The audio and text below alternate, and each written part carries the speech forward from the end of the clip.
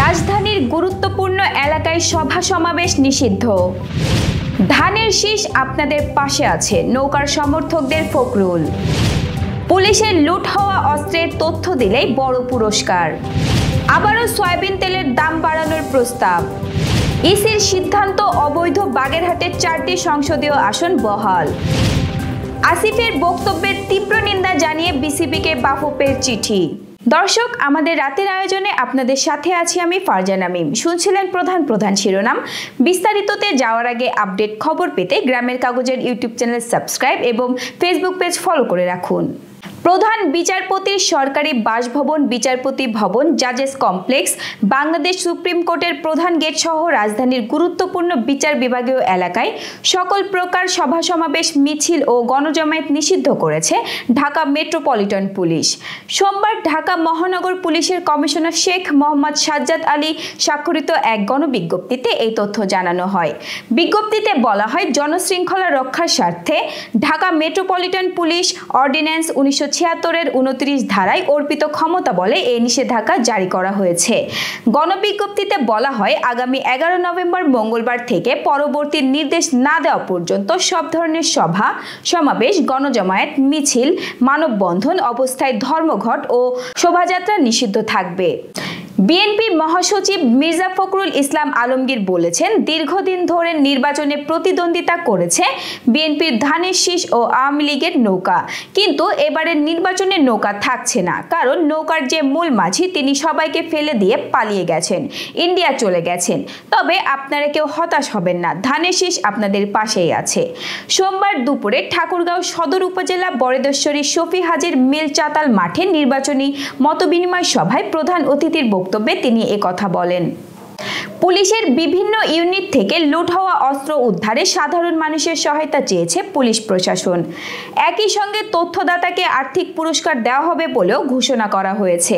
সোমবার দুপুরে এক বিজ্ঞপ্তিতে এ তথ্য জানান অতিরিক্ত পুলিশ সুপার তারেক আল মেহেদি।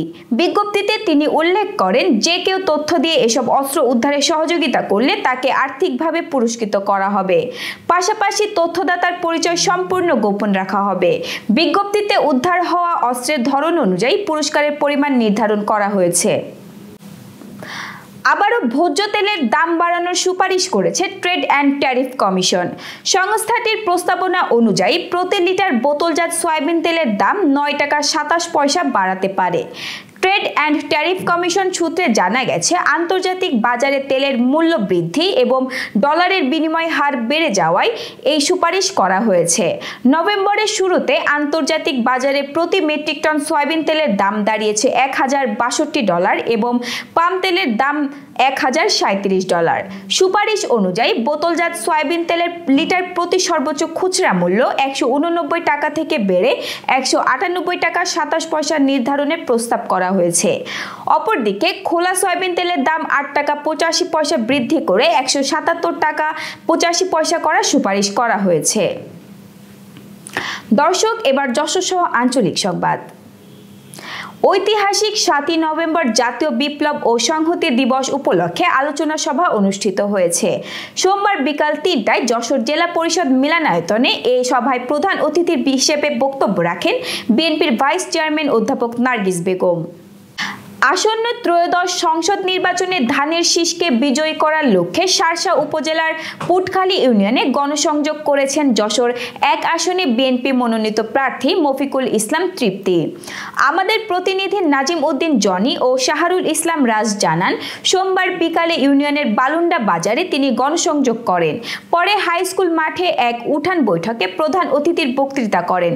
বালুন্ডা ওয়ার্ড বিএনপি সভাপতি কবির হোসেনের সভাপতিত্বে এ উঠান বৈঠকে বিষয় অতিথির বক্তব্য রাখেন উপজেলা বিএনপি যুগ্ম সাধারণ সম্পাদক তাজ উদ্দিন আহমেদ, আইন বিষয়ক সম্পাদক মশিয়ার রহমান ও জেলা যুবদলের যুগ্ম আহ্বায়ক ইমদাদুল হক ইমদা।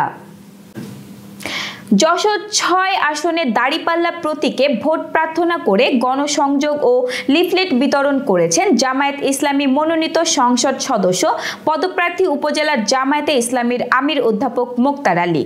আমাদের প্রতিনিধি কামরুজ্জামান রাজু জানান, সোমবার বিকেলে তিনি পৌর শহরে দলীয় নেতাকর্মী ও সমর্থকদের নিয়ে বিভিন্ন শ্রেণী পেশার মানুষের মাঝে দাঁড়িপাল্লা প্রতীকে ভোট প্রার্থনা করে লিফলেট বিতরণ এবং গণসংযোগ করেন। অপরদিকে প্রতিনিধি রায়হান জনি জানান, একই দিন বিকালে ইসলামী আন্দোলন মনোনীত হাত পাকার সংসদ সদস্য পদপ্রার্থী গাজী শহীদুল ইসলাম গণসংযোগ ও লিফলেট বিতরণ করেছেন। সাতক্ষীরা মেডিকেল কলেজ হাসপাতালের বহির্বিভাগে শিশু ডাক্তার সংকট থাকায় হাসপাতালের পরিচালক ডাক্তার কুদরতি খোদা নিজেই এই বিভাগের নিয়মিত রোগী দেখে ব্যাপক প্রশংসায় ভাসছেন। আমাদের প্রতিনিধি মাসুদ রানা জানান, বর্তমানে প্রতিষ্ঠানে মাত্র ৩ জন শিশু বিশেষজ্ঞ ডাক্তার কর্মরত আছেন। এর মধ্যে 2 জন ছুটিতে থাকায় বহির্বিভাগে শিশু রোগীর চাপ বেড়ে যায়। এ অবস্থায় রোগীদের দুর্ভোগ কমাতে পরিচালক নিজেই প্রতিদিন সকাল 8টা থেকে বিকেল 3টা পর্যন্ত বহির্বিভাগে শিশু রোগীদের চিকিৎসা দিচ্ছেন। উচ্চ আদালত বাগেরহাট জেলার 4টি সংসদীয় আসন বহাল রাখার এবং নির্বাচন কমিশনের আসন কমানোর সিদ্ধান্ত অবৈধ ঘোষণার আদেশ দিয়েছে। সোমবার হাইকোর্টের বেঞ্চের বিচারপতি মুজিবুর রহমান মিয়া ও বিচারপতি বিশ্বজিৎ দেবনাথ রুল জারি করেন। আমাদের প্রতিনিধি এম ফিরোজ জানান, এর আগে বিভিন্ন রাজনৈতিক ও সামাজিক সংগঠন দুটি রিট দায়ের করে 4 আসন বহালের দাবি তুলেছিল। ত্রয়োদশ জাতীয় সংসদ নির্বাচন সামনে রেখে নির্বাচন কমিশন প্রাথমিকভাবে 30 জুলাই বাগেরহাটের 4টি আসন থেকে একটি কমিয়ে 3টি করার প্রস্তাব দেয় এবং 4 সেপ্টেম্বর চূড়ান্ত গেজেট প্রকাশ করে। বাগেরহাটে 1969 সাল থেকে 4টি আসনের নির্বাচন অনুষ্ঠিত হয়ে আসছে। বাগেরহাটের মোরেলগঞ্জে পশ্চিম খাউলিয়া গ্রামে সুপেয় পানির ব্যবস্থার দাবিতে বিক্ষোভ ও মানববন্ধন অনুষ্ঠিত হয়েছে।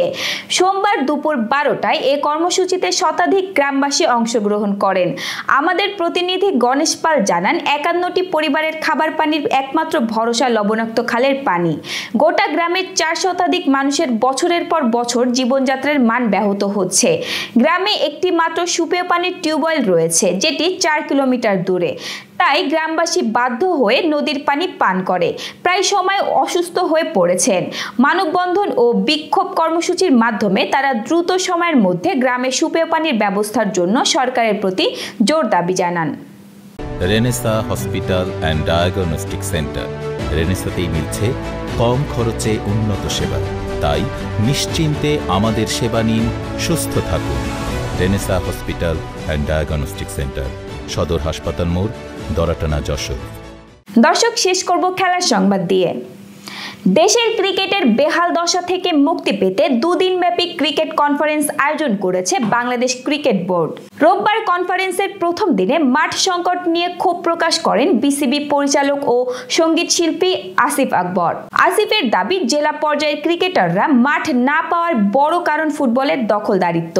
এছাড়া ফুটবলারদের ব্যবহার খুব খারাপ বলেও মন্তব্য করেন তিনি। আসিফের এমন অবমাননাকর মন্তব্যের ব্যাখ্যা চেয়ে বিসিবি সভাপতি বরাবর চিঠি দিয়েছেন বাংলাদেশ ফুটবল ফেডারেশনের সভাপতি তাবিদ আওয়াল। দর্শক, এই ছিল আজকের রাতের আয়োজন। এরপর সকালের খবর দেখার আমন্ত্রণ জানাচ্ছি। মেনে চলুন স্বাস্থ্যবিধি, সতর্ক হন ডেঙ্গু প্রতিরোধে। শুভরাত্রি।